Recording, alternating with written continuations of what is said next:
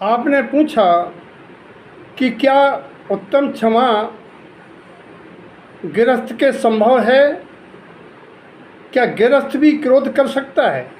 देखिए, उत्तम शब्द जो है सम्यक दर्शन का वाचक है। सम्यक दर्शन पूर्वक साधक की उत्तम क्षमा है। और सही माने में उत्तम क्षमा तो आश्रव रहित दशा है। सांप्राय आश्रव रहित अवस्था का नाम उत्तम क्षमा केवली भगवान की घटित होती है। साधक के छायक भाव में या छपक के श्रेणी आरोहण का जो दशा है वो उत्तम क्षमा है। गृहस्थ के क्षमा हो सकती है अगर गृहस्थ आज्ञा सम्यक्ति है, अंगबंदी कसाय का ऑप्शन है। और आपने पूछा क्या गृहस्थ क्रोध कर सकता है? देखो भाई, क्रोध का उदय छठवें वृत्तांत तक देखा जाता है।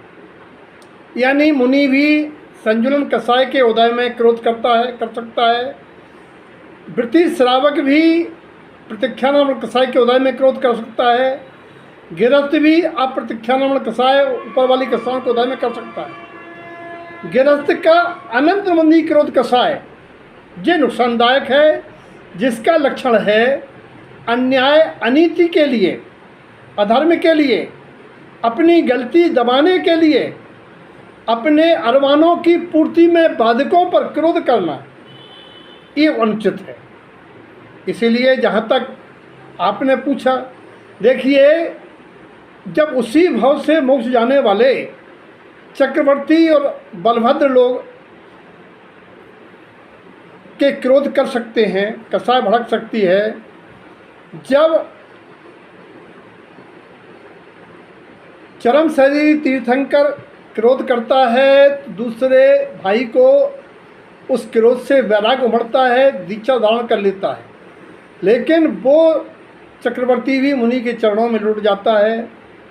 यदि धर्म के लिए, अनुशासन के लिए, व्यवस्था के लिए, एक सीमित अवधि के लिए कोई गृहस्थ श्रावक क्रोध करता है तो ऐसा नहीं कि उस कर नहीं सकता है। अगर क्रोध आता है तो क्रोध में जीना नहीं है, क्रोध आना स्वाभाविक है, भूमिका है, संयोग है। लेकिन अन्याय अनितपूर्वक नहीं होना चाहिए, इरादतन नहीं होना चाहिए। और आपने पूछा क्या मौन हो जाए? हाँ, यदि अंदर में आग नहीं जल रही है, प्रशोध नहीं है, तो मौन रह सकते हैं। अगर अंदर में बदला लेने की आग जल रही है, प्रशोध हो रहा है, आप मौन हैं, तो कोई लाभ नहीं है, बल्कि बैर का रूप ले लेगी। वो अनंत अनुबंधी क्रोध बैर बांध लेगी। इसीलिए कहीं सुनी अलग भाई। और आपने पूछा कि इसका कारण क्या है मूल? देखिए, मूल कारण है एक क्रोध मिथ्याचारित है, जिसका मूल कारण मिथ्या ज्ञान, मिथ्या श्रद्धान है। यानी संयोगी पदार्थों में अपनेपन की मानता और उनसे अपने अनुसार पढ़ने की अपेक्षा। मेरी बात मानेंगे, मेरे हिसाब से चलेंगे। जब जीव की अपनी अपेक्षा पूरी नहीं होती है, उपेक्षा होती है, तो क्रोध आता है। क्योंकि अपने वालों पर ही क्रोध आता है, पड़ोसी पर क्रोध नहीं आता है। और अज्ञान उसमें यह है कि जी मेरे हिसाब से चलेंगे, मेरे हिसाब से काम करेंगे, इनने मेरी बात नहीं मानी। अज्ञान ये है कि आपको बस स्वरूप का ज्ञान नहीं है, द्रव्य के परमन की स्वतंत्रता का बोध नहीं है। आपने दूसरे पदार्थों का परमन अपने हिसाब से होना मान लिया है। इसी अज्ञान भ्रम से, बस स्वरूप ना जानने के कारण से आपको क्रोध आता है। जिस दिन आप बस स्वरूप को जान लेंगे, द्रव्य की स्वतंत्रता को जान लेंगे, आप परमन की स्वतंत्रता को जान लेंगे, उस दिन आपका क्रोध होना कम हो जाएगा। क्योंकि आप समझेंगे कि ऐसा ही होना है, ऐसी व्यवस्था है। और क्रोध से हानि क्या है? क्रोध से हानि यह है कि अगला क्रोध कसाय का बंद होता है, शरीर में व्याधियाँ आती हैं, लोक में प्रीति प्रेम नष्ट हो जाता है, भविष्य के लिए वो क्रोध प्रतिशोध वाला बैर बांध लेता है, ताकि उनके साथ जन्मने का चक्र चलता रहता है और क्रोधावेश में, क्रोधाग्नि में जीवों का घात करके जीव दुर्गतियों को पाता है। रौद्र ध्यान कठलेस्या का उत्पत्ति होती है। हिंसा नंदी भी रौद्र ध्यान आ जाता है, जीव घात से दुर्गति को पाता है। इसके अभाव के लिए क्या करें? अभाव के लिए बस स्वरूप का शुद्धांत ज्ञान ही औषधि है। स्वभाव का आश्रय, व्यवहार में आहार की निर्मलता और कुसंग से बचना। क्षमा ग्रहण करने का उपाय मंत्र क्या है? पहले तो बैरी को उपकार मानो कि वो स्वयं अपने दुख के बीच बो करके आपका ऋण चुका रहा है। अपनी परीक्षा समझो और गनीमत मानो कि उसने इतना ही गुस्सा डलवाई। और पृथ्वी से सीखो, पृथ्वी नाम क्षमा का, पृथ्वी कितनी क्षमावंत धैर्यवान है। और बैराग का निमित्त समझो। और यदि वो क्रोध दिला रहा है और हम क्रोध करें, दोनों में फिर क्या अंतर रहा, ऐसा जानो। इस प्रकार से जीव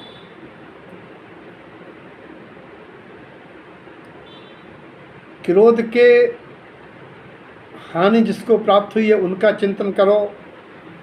तुकारी का चरित्र देखो। कैकेयी के कोप भवन जाने से कैकेयी को कितना पश्चाताप हुआ। बोले महाराज इसका उपाय और क्या है? उपाय यह है कि सबसे प्रेम करो, क्योंकि जहाँ प्रेम होता है वहाँ शिकायत नहीं होती है, वहाँ क्रोध नहीं आता है। क्योंकि क्रोध प्रेम को नाश करता है, प्रेम के जगह क्रोध होता नहीं है। प्रतिक्रिया व्यक्त करने में थोड़ा टाइम दो, क्रोध कम हो जाएगा। पॉजिटिव नज़रिया रखो और वस्तु स्वरूप को समग्रता से देखो। नकारात्मक सोच कम करो, आपका क्रोध नियंत्रित होगा। हानि उससे बहुत भारी है, क्रोध से धर्म रत्न जल जाता है, क्षमा गुण नष्ट हो जाता है। धर्म वृक्ष जिससे मुक्ति का फल मिलना है, यानी साधना बाधित हो जाती है। विवेकहीनता पैदा हो जाती है। पारिवारिक सामाजिक सौहार्द वातावरण कलुषित हो जाता है। इनका स्वरूप क्या है?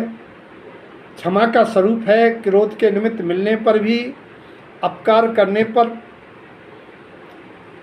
आप प्रतिक्रिया कर सकते हैं, बदला ले सकते हैं, और आप नहीं ले रहे हैं तब आप क्षमावंत हैं। अगर आप अपनी लौकिक हानि कारण कुछ नहीं कह रहे हैं तो वो क्षमा नहीं है। या आप लोभ के कारण से क्षमावंत बने हुए हैं, कायर हैं और क्षमावंत बने हुए हैं, औपचारिक क्षमा कह रहे हैं, ये सब कोई महत्वपूर्ण नहीं है। क्षमा तो अंदर की चीज़ है। जब अपने परिणामों में मलिनता ना हो तब उसको क्षमा कहते हैं। उत्तम क्षमा जहाँ मन होई, अंतर बाहर शत्रु न कोई। जब अंदर में मलिनता नहीं है, क्षोभ नहीं है, तब समझो आप क्षमा कर रहे हैं। और वास्तव में क्षमा तो करना तो धर्म नहीं है, क्षमामय रहना धर्म है। व्यवहार की भाषा में क्षमा करने को क्षमा कह देते हैं, लेकिन परमार्थ क्षमा तो वस्तु स्वरूप जान के निराकुल रहने में है। समता, सहनशीलता, धैर्य, विवेक में है। सबके जीवन में क्षमा का सद्भाव आवे, सबके प्रति ऐसी